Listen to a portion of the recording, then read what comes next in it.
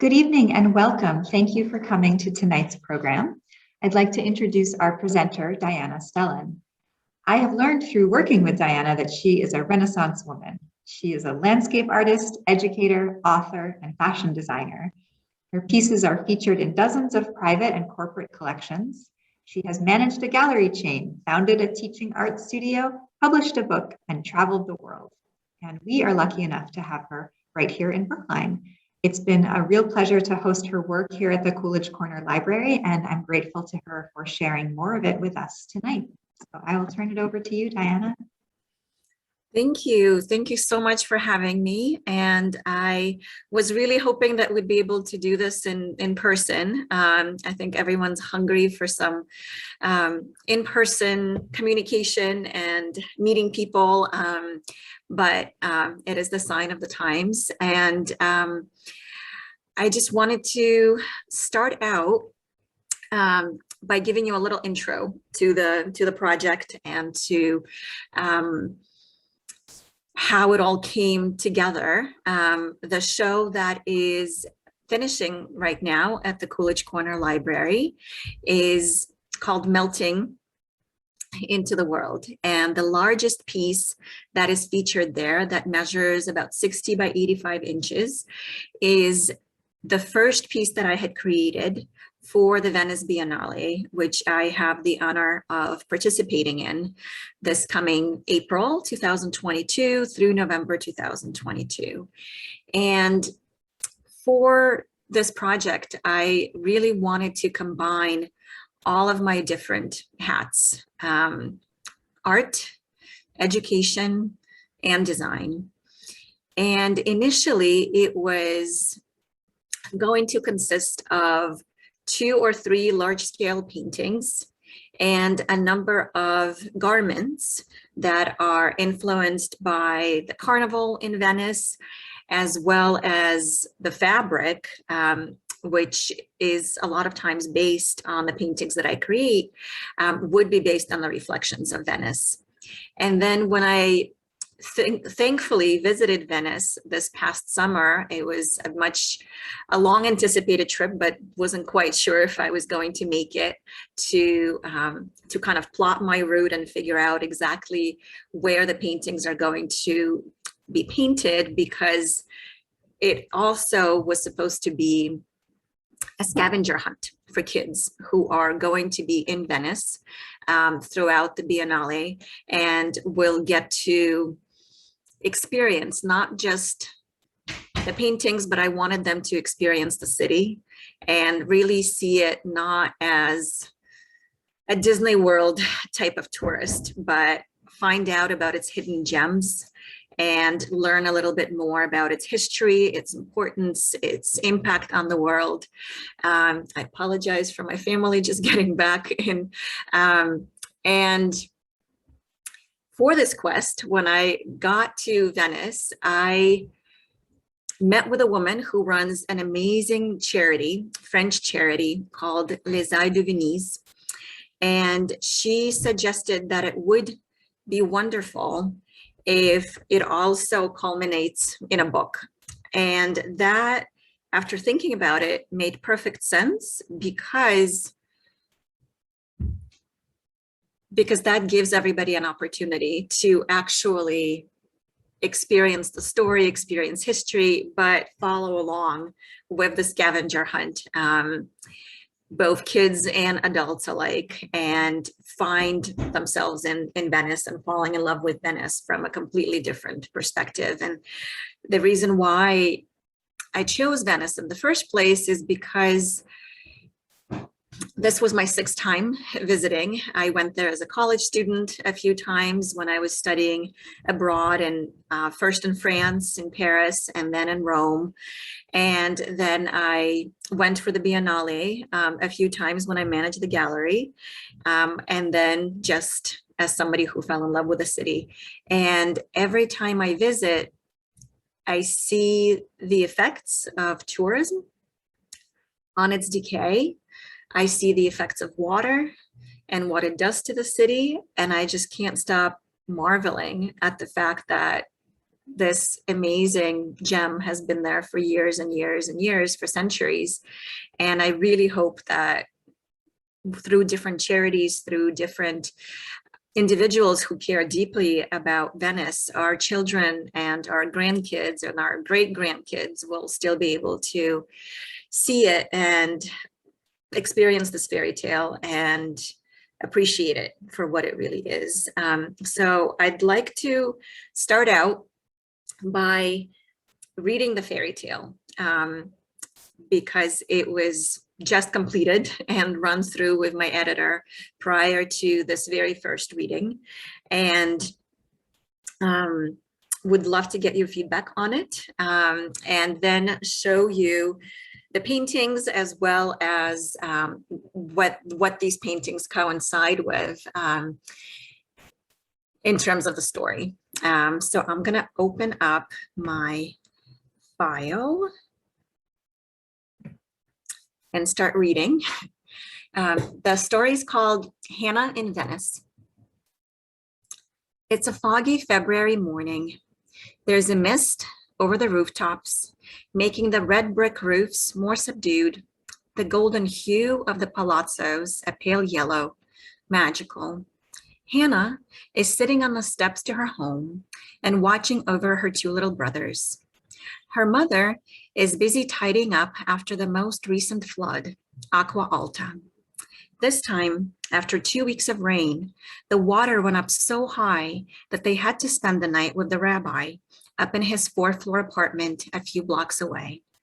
Their 1st-floor cellar is completely inundated by sewer water. It's nice to be outdoors because the smell of mold is unbearable. With this fog and dampness, it won't go away for some time.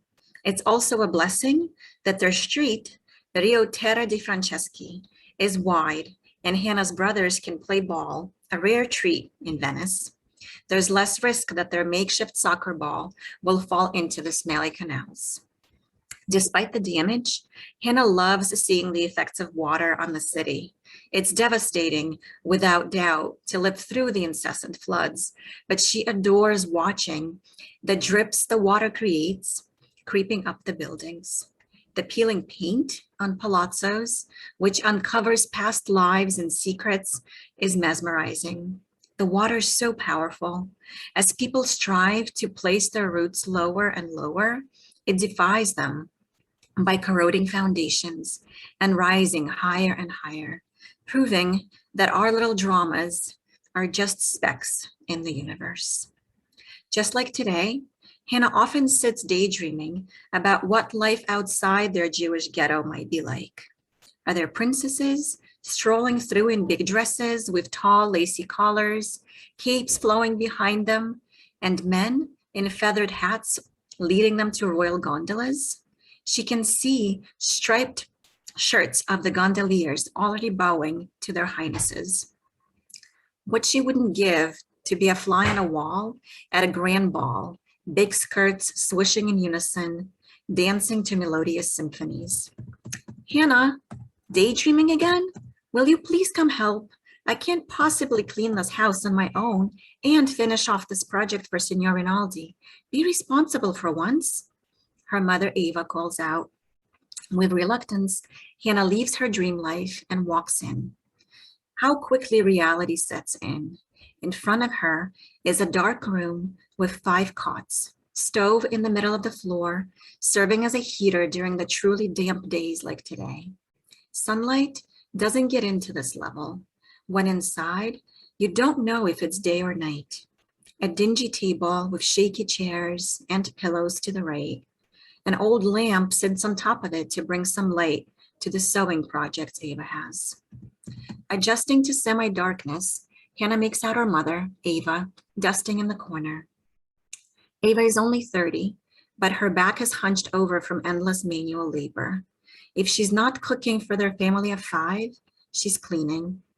When home chores are complete, she embroiders fabric for Signor Rinaldi. Father is at the synagogue most days, studying the Torah, keeping house as women's work. As Hannah comes closer, Ava touches Hannah's shoulders with her wrinkly, dry hands. Her voice is hoarse from breathing in dirty rags. As if she sees Hannah's daydreaming visions, she says, "I know, honey. I wish circumstances were different and we could give you a different life, a life you deserve." She sits heavily on a stool. The disappointment she sees in Hannah's eyes brings her immense pain. "How about this?" Ava ventures. "Your birthday is tomorrow, October 18th, 1610. You'll be 12, a proper bat mitzvah, a grown woman. I think I can count on you to run errands into the city now. Remember that nice gentleman, Signor Rinaldi? He promised to pay us a bit extra because he loves my stitching. How about you go bring him the next batch of fabric tomorrow? He's not that far from Cadoro. I'll give you explicit directions. He'll need more supplies, as it's the Carnivale now, and more visitors are in town." "Really, Mama? You'd let me cross?" Hannah can't contain her excitement, her stomach jumping all the way up to her throat. "I'll be gracious to Signor Rinaldi. I won't disappoint. This will be such a wonderful birthday treat." Okay. I'm glad you like the idea. You have to be vigilant, however. Venice's streets are a true maze, little one. No maps do them justice. And if you don't follow my instructions precisely and turn off the main streets, you'll never cross the bridge back on time. "Yes, Mama, I'll pay attention." 6 p.m., okay? You need to make sure to be back to Ponte Sant'Apostoli by 6 p.m. Otherwise, they raise the bridge and you won't get home. The next morning, Hannah feels a spring in her step, leaving their humble abode. She beams as she steps out onto the first piazza. Their home is tucked away from the world behind the Church of Sainti Apostoli. Standing in front of it is like a breath of fresh air. Its sun clock seems to wink at her and send her on her way. Hannah skips across the bridge, already waving to the first gondoliers who are gathering in little groups by the famous bridge. The first 15 minutes, I lost my place. She feels a bit nervous. Can she follow the map Mama gave her? Does she really have to be so careful? How upset would Mama be if she strays just a tad? Maybe she won't even find out if it's only for a few minutes. Breathing in the fresh lagoon air, the smells of early morning baked goods, Hannah relaxes. Mama's made this trip so many times that she pointed out all the landmarks precisely. On Ponte di Lovo, San Marco's tower protrudes out of nowhere and pierces the sky, the round windows so unique on the palazzo to the left of the bridge. Hannah calculates she has more than enough time to stand around and observe the windows on the right with their ornate oriental designs. Little red flower pots accent the otherwise orange-yellow walls and the stark blue skies. What if I was Countess Lovo, living on the 3rd floor of that palazzo? I could dress to the sounds of melodious church bells, look out onto the peeling 1st floor paint, and talk to the seagulls and doves landing on my windowsill. My maid would be tightening my corset as I hold my pretty pitcher and flower my bright red petunias. A tiny white bird breaks Hannah's daydreaming, but to Hannah it seems like it belongs in this fairy tale world, as if it is its true inhabitant.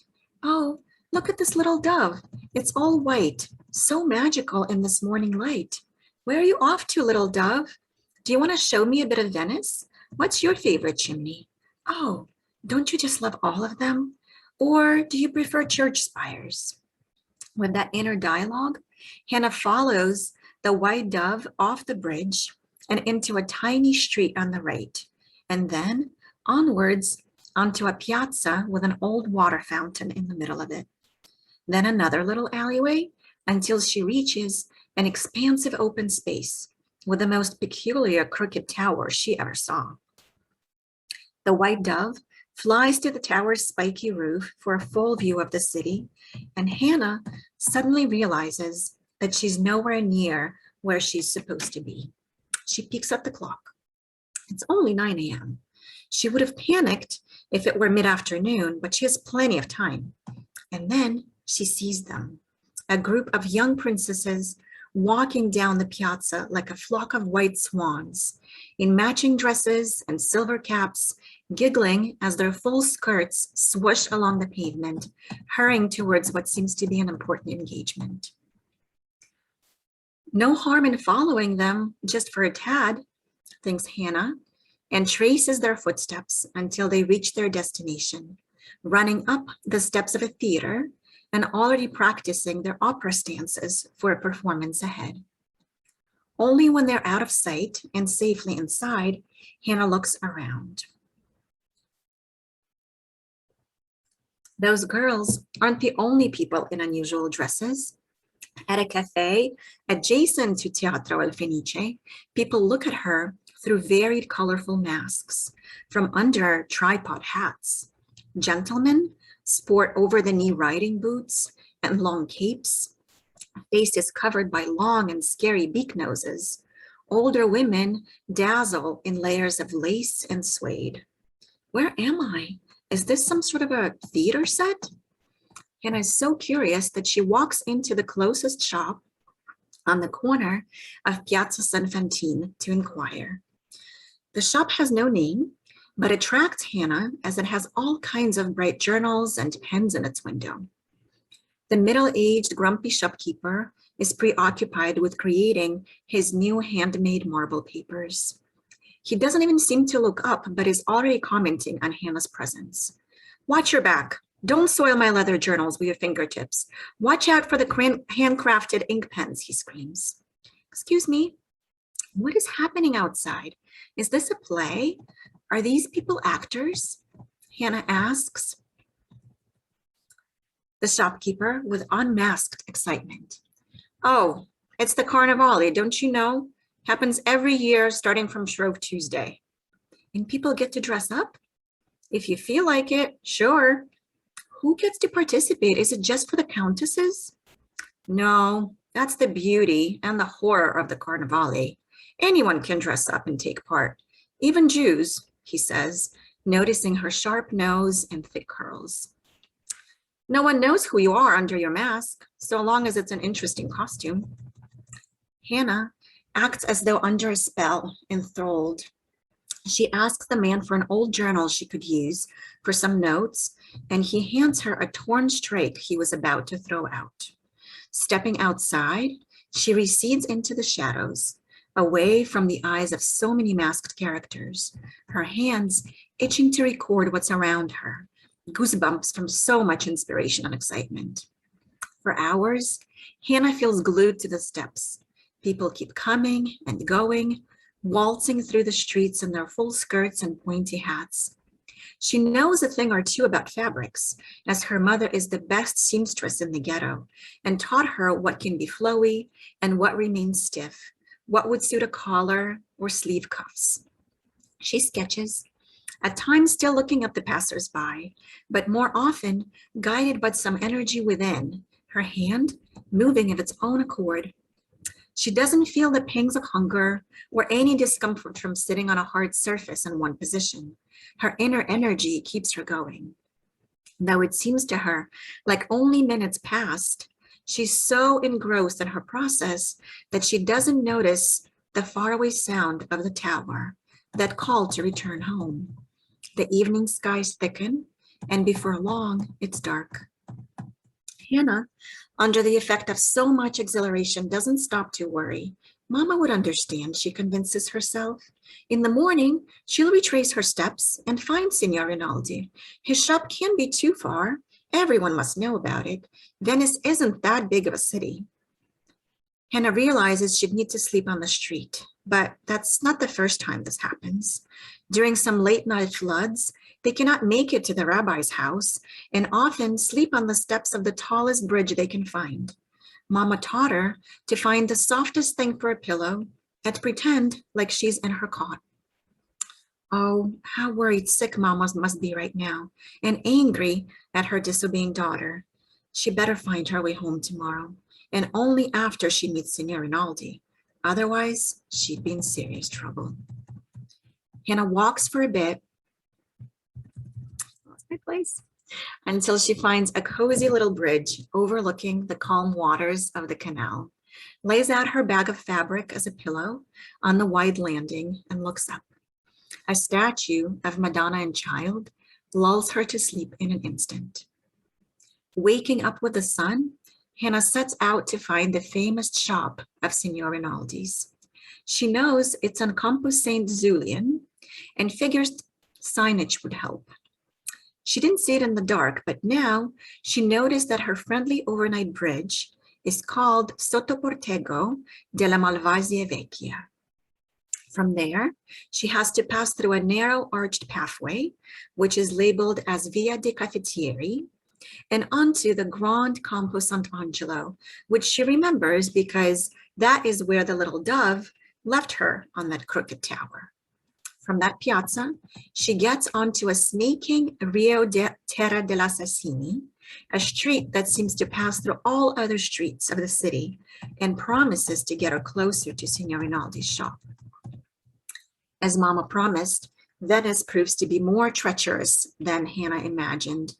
At first, she meanders its labyrinth of streets, angry at herself for forgetting where she turned off the main road, and thrilled at discovering new connections, mapping out novel routes, getting lost away from the Carnivale crowds. But then she finds she's walking in circles. That corner that leads to nowhere aside from the canal, she turns left and then walks further a bit. Now she's back where she started. Panicked, Hannah starts to wonder about how she'll find her way. None of the signs make sense. She feels locked in some sort of a vicious labyrinth with no way out. Why did she not listen to her mother? Mama knows best and tried to warn her, and she decided she's old enough to not listen. What will she do if she's confused in this maze of streets for days on end? All of a sudden, Hannah feels hungry and forgotten. In about an hour, exhausted and confused, she finds herself in a new expansive piazza where the cold white marble of Santa Maria Formosa sneers at her, offering no consolation or direction. Finding herself in this brand new grandiose space with no hints to where she's been before, Hannah can't help tears forming in the corners of her eyes. With no energy left, she sits on the quay overlooking the now menacing waters of dark canals, and with a blank stare, starts listing through the pages of her ill-fated sketchbook. How could I let myself forget my mission? How could I forget my duties? How could I think to be deserving of such jolly crowds? What will I do now? How am I going to find my way? Hannah, what are you doing here? Signor Rinaldi, a bulky bearded man in his 60s, dressed in black velvet and that popular pointed pirate hat, lowers his face towards the girl. A little beagle at his side touches Hannah on her shoulder with his snout. This was the man Hannah was looking for. What a relief. Mama sent me to show you these embroidered silks. A crack in her voice as Hannah pushes forward her deformed bag, realizing he appeared out of the mist as an answer to her prayers. Lovely. And what's this in your lap? A sketchbook? You got rerouted by the Carnivale? Signor Rinaldi nods with a gentle, understanding smile. These people were so beautiful, so magical. Hannah sobs from a mix of relief and joy. I couldn't resist sketching them, but then I lost track of time and got lost. Can I take a look? Signor Rinaldi is already lending her his right hand to help her get up and taking over her sketchbook with his left hand. Such amazing talent. These are so beautiful, so unique. Thank you. A sad smile crosses Hannah's lips. She knows there's no place for daydreaming and drawing in her busy, hungry household. Signor Rinaldi seems to wake up from a daze, looking at Hannah once again and noticing her dusty rags, dark circles under her eyes, her disheveled curls. You poor thing, you must be starving. Come with me to my workshop. There are a few things I need to finish for tomorrow's grand finale, and I'd love your feedback while you eat. Good thing I needed to walk my dog this early in the morning. Oh, I'd love to. The grand finale is happening tomorrow? Hannah forgets her predicament in a second. Do you think I can stay for one more day to see it? Another gentle smile on her new mentor's face. Your mama is worried sick about you, I'm sure, but very well. I'll send a messenger to let her know you're okay. Signor Rinaldi's workshop is magnificent. It takes up the whole width of Campo St. Zulian. Its windows beckon with winking masks, hand-painted by Signor Rinaldi's talented children, with intricate vines, garlands, and florals. There are all kinds of exquisite types of masks, some made from leather, some from porcelain, some even from Murano glass. Signor Rinaldi explains to Hannah that the half masks that only cover the eyes, nose, and upper cheeks are called columbina, that the scary bird-like mask with a huge beak is called the plague doctor, and that Hannah's favorite ghost-like masks, accompanied by cloaks and tricorn hats, are called larvae. Inside the shop, lush costumes outshine each other with the intricate sparkling combinations of lace, suede, and heavy embroidered silks. Leather bits are thrown in on some cuffs. Signor Rinaldi steps in the back to make arrangements for her breakfast, his beagle following the enticing smell of food. Left to her own devices, Hannah can't help toying with the costume on the window mannequin and putting together her personal compilation. She pulls out her mother's embroidered silk fabric sewn with golden threads and forms part of it into a shining beret, a nod to the ones Jews are forced to put on when on errands into the city. The rest she utilizes for an apron, the kind her mother wears every day. The dress underneath, in contrast, is a rich navy velvet. She rips out the poofed sleeves that are so fashionable that year and leaves a delicate butterfly neck opening with thin straps. To complete the look, Hannah discovers a pale yellow cape with a tall collar made from atlas silk and adds in her favorite white ghost larva mask. The outfit, though typical and in line with the Carnevale, is a breath of fresh air, and Signor Rinaldi notices it straight away. Hannah, you made yourself busy in an instant. Impressive. Did you tear up my navy blue sleeves? He jokingly scolds her. This whole time, Signor Rinaldi watched Hannah from afar, only pretending to be busy. He marveled at the way she lovingly touched the fabrics and tested their fluidity, laughed at her secret rummaging through the shop in search for new color and texture inspiration. Signor Rinaldi, I'm sorry. I can easily reattach them. I'm a good seamstress like my mother. There's no need. This is perfect. We'll present this garment at tomorrow's grand finale. This is the mannequin with which I needed your help. Hannah is at a loss for words. She mutters a quick thank you, beaming with a sense of accomplishment, of pride, of ecstasy.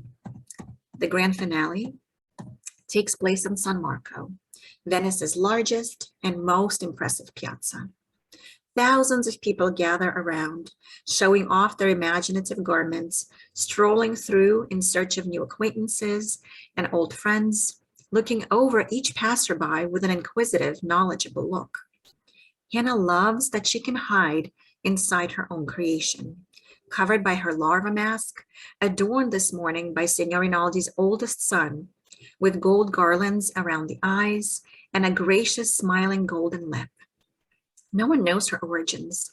She's one of the princesses she dreams about on the steps of her humble ghetto abode. She's the fly on the wall she wanted to be just yesterday. The pride of San Marco, its shiny zodiac clock, when a winged lion watching over it strikes noon. 10 judges, who up until this point blended into the crowds, go up on stage, prominent dukes and countesses who, according to Signor Rinaldi, arrived from Spain, Portugal, France, and Germany. They spend some time shushing the excited crowds. Then they talk up the grand prize, the gift from the prominent Lovo family, 1,000 lira to the most unique costume this year. Finally, they compare notes about the most impressive contestants and start calling them up on stage. The incredible princesses are among the lucky groups of winners, the one-eyed pirate with a talking parrot, an old countess with her whole dress made of Burano lace, and then silence. You, over there in the golden beret, can you come closer, please? A voice carries from the stage. Enthralled with the whole scene of the grand finale, Hannah doesn't know they're addressing her. Signor Rinaldi is vigilant, however. He knows a good costume when he sees it, and as he's an expert dressmaker himself, he's also serious about maintaining his image of the most prominent Carnivale outfitter in the city. An excellent judge of talent, he knows Hannah deserves to be here. Hannah, I believe they want you to come up to stage. Me? Hannah's legs feel shaky. She remembers she's only 12 years old today and cannot comprehend such honor. What is your name, little one? The knight in a shiny armor, one of the Spanish judges, inquires. Hannah, daughter of Levi. Hannah mutters so quietly that only the judge can hear her. Oh, you must be visiting us from the ghetto. Yes, eyes looking down as she was taught in utter embarrassment. Is this a garment you're modeling for Signor Rinaldi, or did you make it yourself? I compiled it myself from the scraps in the shop. Well, little Hannah from the ghetto, your vision is inspiring. So brave, full of a variety of cultural references, a solid knowledge of fabric, but also a touch of practicality. You are our youngest and most ingenious winner. Thank you, mutters Hannah. She sees her mother amidst the crowds. Ava cries, beaming with pride and relief, with a realization that thanks to her curious little girl, their lives will now change forever. A white dove flies down from San Marco Tower to welcome Hannah to her new life. So that's the story. And I'm gonna quickly pull up the painting that it starts with. One second. So this right here is the painting that I just finished, and those are the steps of an actual street, Terra dei Franceschi, Via di Terra dei Franceschi, that is really wide and brings visitors to the beginning of the story. And then, just like Hannah, I got lost severely trying to figure out the route along the city and the route to the second piece that is hanging at the library through the weekend, through Monday or Tuesday morning, if you can come see it. And the bridge that I had mentioned a little earlier, where the tower is protruding. One second, let me open that up. This particular painting is the last one that I'll be creating, and it literally just started today. It also is quite large. You can't probably tell from this very beginning, but it will be 60 by 85 inches when it's finished.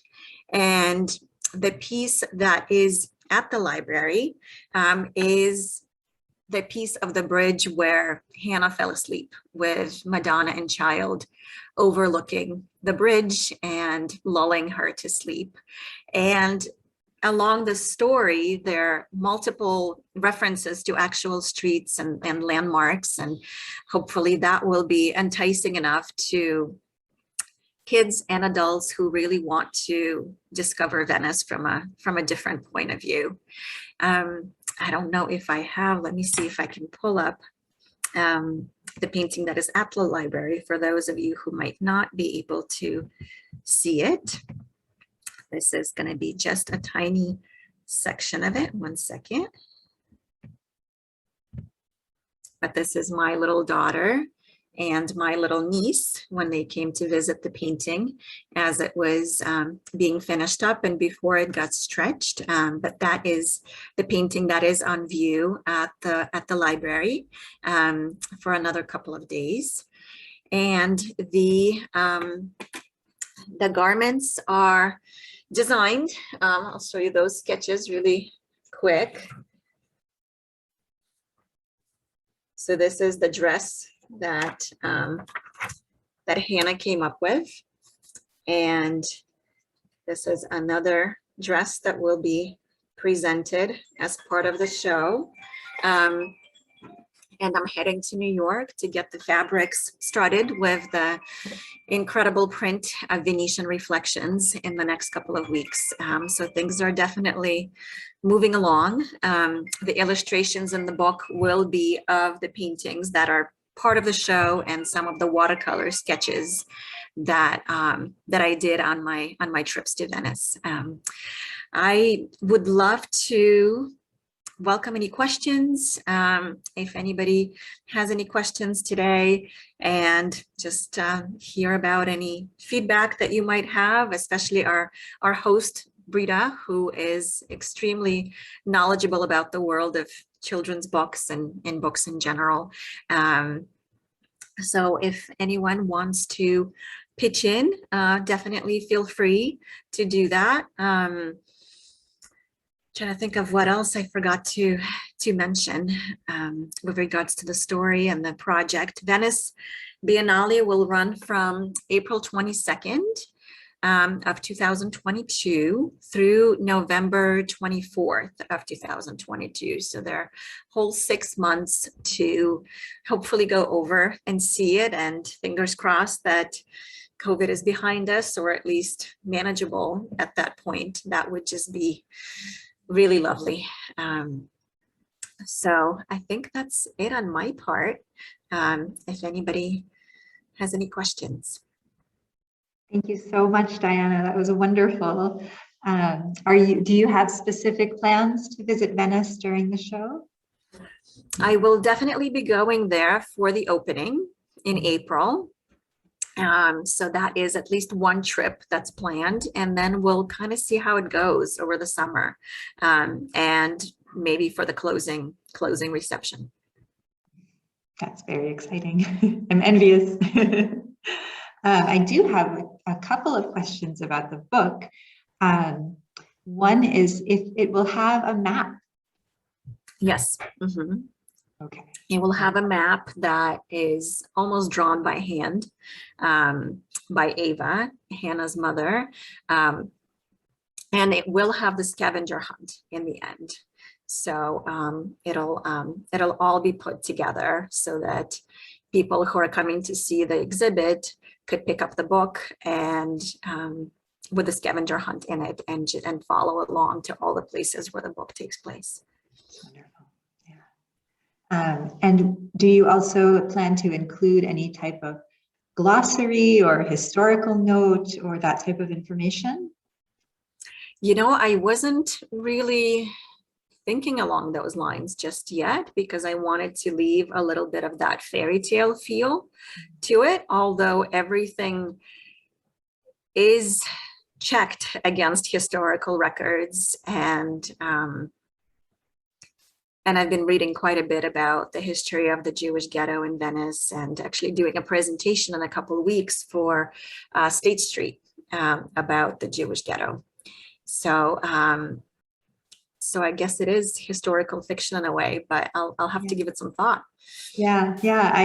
I know that I was lucky enough to visit the ghetto as well when I was in Venice, and I remember it seemed like they made a point of explaining that the term now is associated so much with the Holocaust, unfortunately.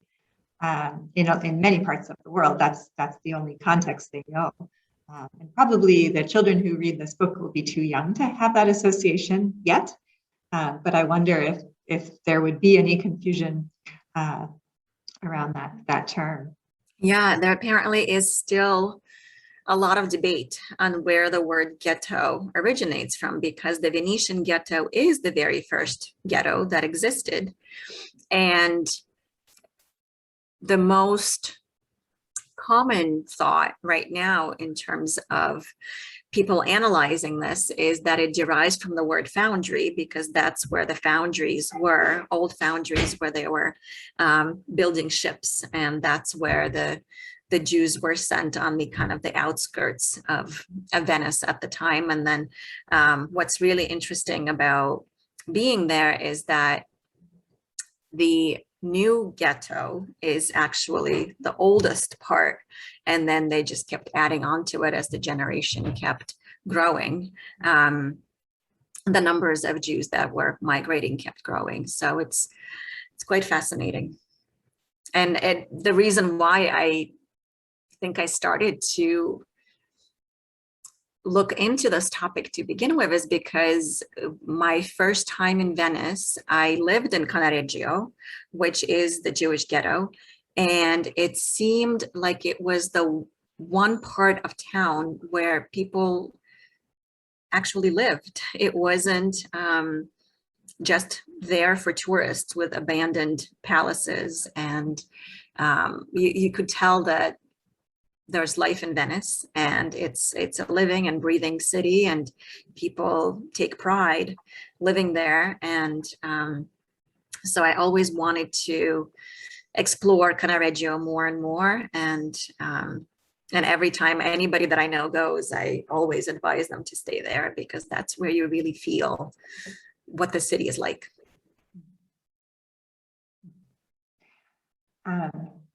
The other thing I thought about early on when you talked about the floods, of course, water is such an elemental presence in Venice.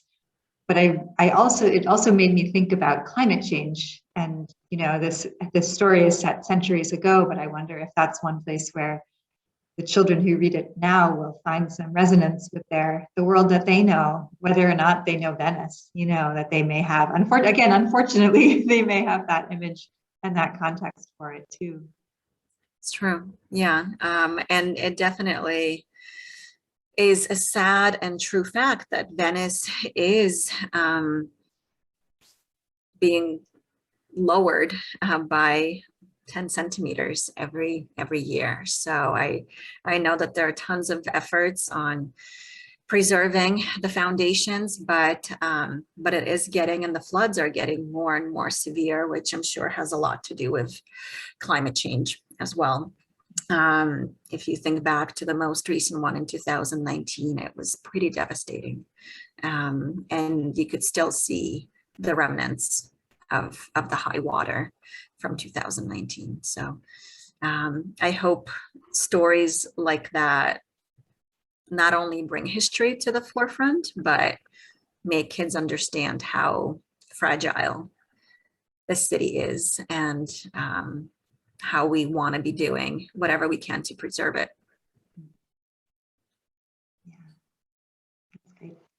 And then just one more question outside of the book.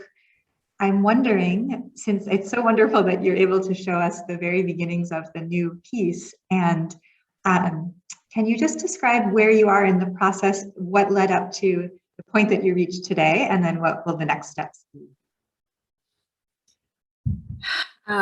So chronological process. I started thinking about this whole project in February of 2020, which is when we visited the Carnivale for the first time and got kicked out because of COVID. And that is when I created the very first painting that is hanging at the library right now, and came up with the idea that I really, because it was this very tiny bridge that was hiding behind Academia Bridge and just really, really kind of far away from the hustle and bustle of tourism. And I wanted to create this map of all the actual real hidden gems of Venice. And when I went back this summer, my one goal was to map out the scavenger hunt, map out the route.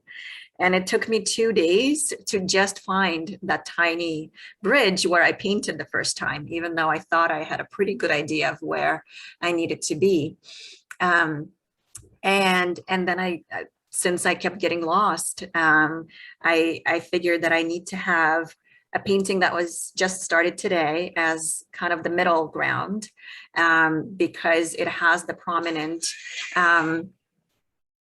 the prominent campanile of San Marco, the Tower of San Marco, and it's apparently the only bridge where you can truly see it protruding into the sky, and it's pretty central. And then I wanted to start it in Cannaregio, so even though it's not within the proper walls of the Jewish ghetto, because I thought that would be a bit too far of a trip for kids to undertake, and they would definitely get lost. It starts right as soon as you cross into Cannaregio, near Cadoro. And it is this really, really beautiful street, and this painting looks completely different than the original one that was done on the other part of town. And I am super excited to be starting on the third painting, which kind of connects the two and is the midpoint between the two. And in terms of where I am heading, I need to publish the book. So figuring out, working with graphic designer in terms of the cover, in terms of placing the different sketches and paintings as illustrations inside of it, and reaching out to some agents that I've worked with before. And then I need to head out to New York, which is where the folks who make my printed fabrics for me are, and they do such an incredible job. They did a really beautiful silk for me that was influenced by a painting that I did based on Monet's Water Lilies. And they did another cotton fabric for me that's based on cherry blossoms. And now I'm just really excited to actually meet them in person, because all of this was done over phone and email because of COVID. But this time around, I get to actually go and meet them and work side by side with them to really get to a fabric that I'm super, super excited about. So that's kind of where I am with the project. And in terms of other things that I'm waiting on, so next week I should be hearing back from TEDx stage here in Boston. I pitched an idea of doing a TED Talk on using creativity as an antidote to burnout, which is a very huge passion of mine, and I'm really hoping that goes through, and I might be the resident artist for a huge immersive experience that's coming to Boston, which I'm also very excited about. So I won't go into too much detail, but it sounds phenomenal, and I can't wait to work with this company and once again do this combination of art, education, and design.